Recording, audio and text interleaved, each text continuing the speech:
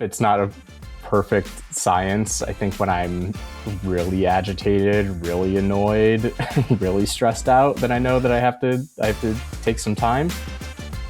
I'm Cassie Coquero, Head of Communications at Thorn. And I'm Paylez Halai, Senior Manager of Partnerships at Thorn, and this is Safe Space. You make a lot of great points, and I want to shift to something that is really important in trust and safety, something I know you and I have talked a lot about in the past, which is wellness. And I'd love to just first talk a little bit about wellness in trust and safety in general. What advice would you give to somebody earlier in their trust and safety career about protecting their well-being in a space when you have to make a lot of tough calls and sometimes see a lot of tough content? What do you wish you had known 14 years ago about that coming into this field? The job is very stressful, right?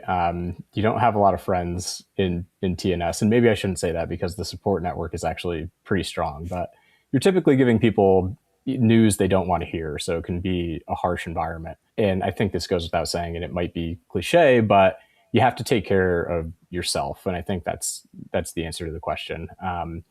You don't have to take it all on yourself. You can nurture a team that you trust. You can teach them what they need to know. You can work on scaling processes, escalation paths, training people correctly, delegating, not holding on to everything so tightly. And then you can feel more comfortable taking the time that you need for yourself. And, like personally, I really enjoy hiking. Years ago, I would feel really uncomfortable going to a remote place that I'm disconnected from the internet, which is really sad. But that's because I was worried that, some emergency would come along and we wouldn't know what to do. Surrounding yourself with the right people, empowering the people that are around you to be able to take on these tasks, to, trust them to make good decisions, I think is the best way to ultimately take care of yourself. Yes. And I know you lead hiking trips and you are a big outdoors person. So I want to ask you about that. But first, before we move on to that, you personally, how do you know when you need to step away? Do you ever feel those moments, and how do you recognize that?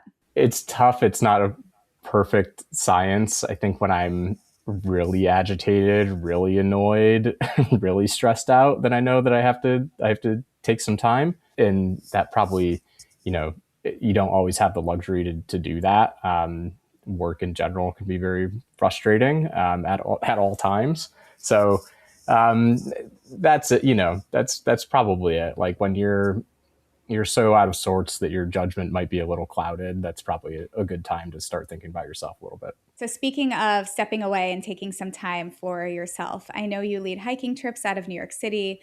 You said nature helps you recharge. Can you tell us a little bit more about that part of your life and how you got into it? It actually is what I wanted to do full time. And when I was moving to New York, I grew up in Connecticut. That's what I wanted my full-time job to be. And what was available were these hiking guide jobs, not really office jobs, but actually taking people out. And I'd always loved nature. I'd always loved getting out there. So I applied for that job to kind of like get my foot in the door in New York.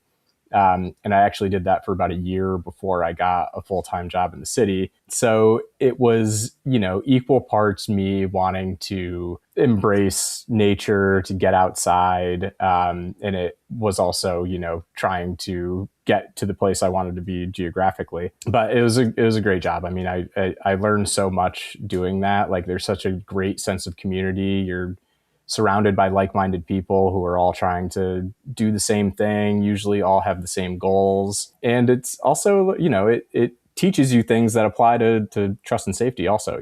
When you're in that position, there are emergencies also. People get hurt, people fall. You have to have some degree, or some, not degree, but you have to have a certain amount of medical training to be able to provide care for people. And when you're dealing with somebody who's hurt far away from a road, then suddenly some of the problems at work don't feel so, intense because you've dealt with something that is, very impactful and has to do with somebody's well-being, and you got out of it. I think I really learned the most doing that hiking job. And it's great that it was able to kind of contribute to mental health and also a little bit to like professional development, how to deal with crises. Yeah, there's so much to be learned there, especially for people with high stress jobs and taking a moment, getting out there, doing what they love to do. I also wonder if you've ever considered auditioning for Survivor, because it sounds like you'd be really great. My wife pushes me to all the time, but I don't think I can deal with all of the other parts of Survivor. I don't know if I want to be watched so closely. Okay, well, if I ever get asked to be on Amazing Race, I might just have to pick you as my partner. I think, I'm in New York, you're in New York. I think people might have some questions about what hiking in or around New York City looks like. Anything to share about that? It's great. There's so much. I mean, there is within an hour and a half, if you want to really stretch it out, 2 hours, really great hiking trails, a really beautiful, unique landscape. The Catskills are right there. Harriman State Park is right there. The Delaware Water Gap is not far. So I think that a lot of people think about New York and don't necessarily consider how close it is to all of these great places, but there's a lot to do.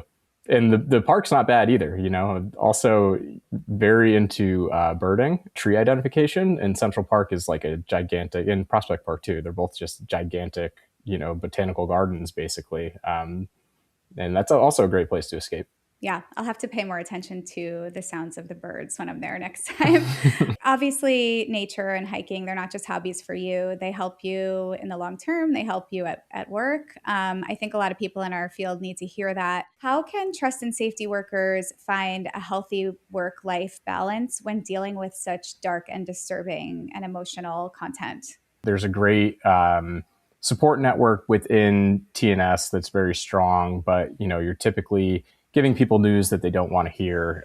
So it can be a pretty harsh environment. So, the best advice I could give is to take care of yourself. And I think, you don't have to take it all on yourself. You can nurture a team that you trust. You can teach them what you know. You can scale processes, scale escalation paths, train people correctly and delegate. And then you can feel more comfortable, taking the time that you need for yourself. Personally, I really enjoy hiking, and years ago I would feel really uncomfortable going to a remote place where you're fully disconnected from the internet, and that's because I would be worried that some emergency would happen and I wouldn't be there to handle it. On a trust and safety team, the best thing that you can do is kind of trust those around you, share all the knowledge that you have. Document things as best as you can, and kind of just, share the wealth when it comes to problem solving, so you can actually take that time to take care of yourself. Yeah, so some of that advice I think resonates really well with someone who's leading a trust and safety team. But if you think about yourself 14 years ago or so, what do you wish you had known then? And what advice would you give someone who's maybe a little bit younger in their career or just brand new to the trust and safety space? It doesn't have to all fall on you.